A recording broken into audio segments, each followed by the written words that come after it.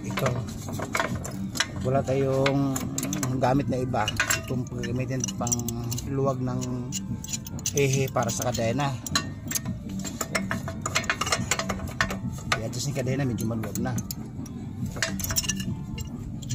Nawala yung sukat dito na gamit eh, kaya ito na lang, adjust tubo. Gabi tubo.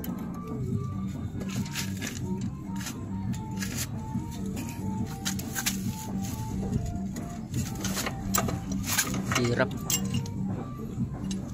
Baka may sukat dito eh. Kasi ito ang susunod natin gawin. Nawala yung guys dito yung dalawang tornilyo. Sa photos ayan, gumagalaw.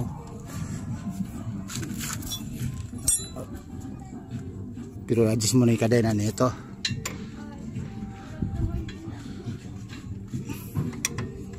Ay nako, ang daming gamit ko lang.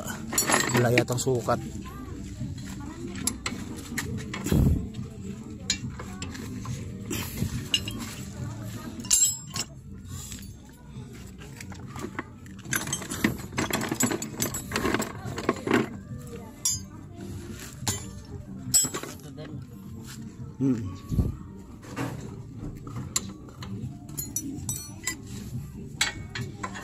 Sukat yata ah. Hatak mga konti ito. Ito.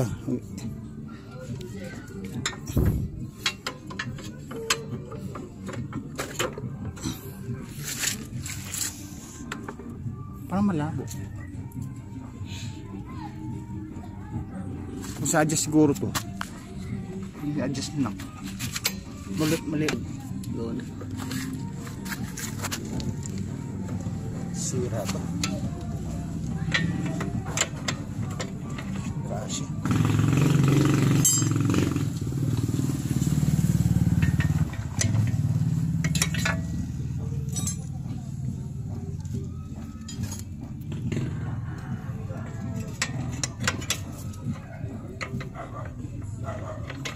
sukat na ito, no? Kasi daming gamit dito eh. Sana hindi mo pa.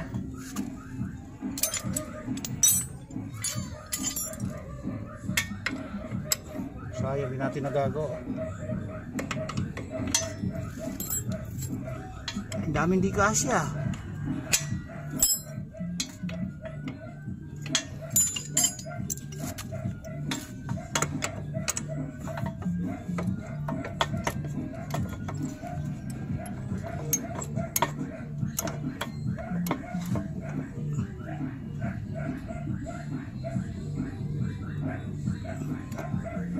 Masisira to, huwag natin pilitin.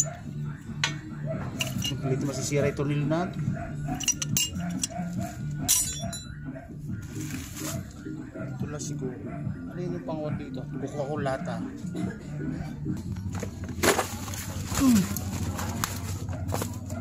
Hanap ng pamilya na ano. Makalawang naman to. May sukat kaya yan.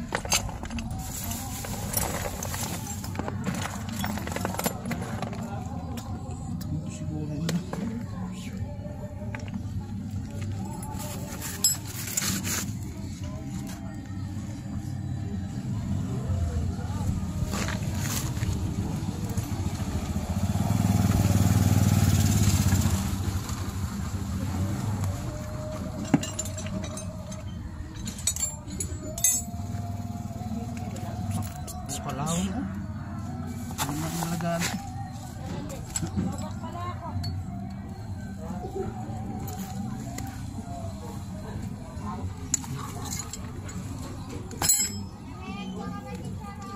Ay nako.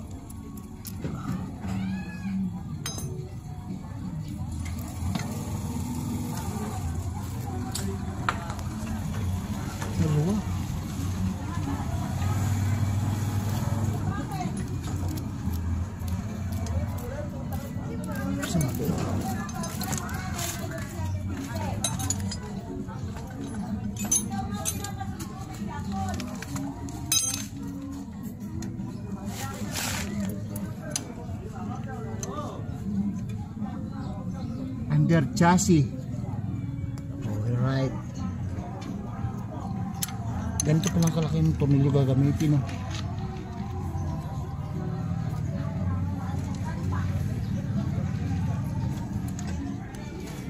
Ito, meron siguro, pakita mo ito.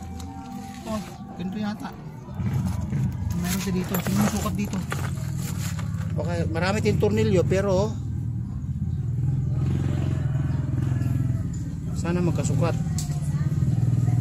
Dito, balik.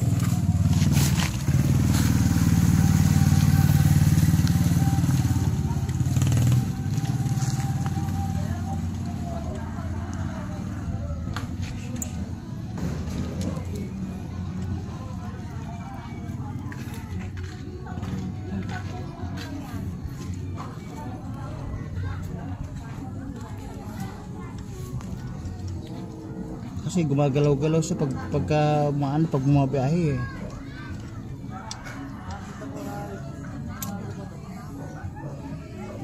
Ito ulit. Ito. Bapoy din na ito.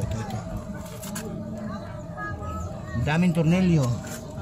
Magkamukha pero iba-iba ang trade kaya hindi rin magkakasukat. Dapat magkamukha.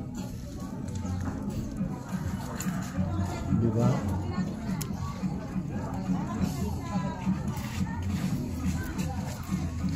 Si Hani na kasi naman, si Hani lang. Pag si Rani ko guys, hindi lahat yung tornilyo ay nakita mo kasing laki lang tapos magkaiba ang trade. Hindi po pwede. Kailangan magka-match para okay. O diba?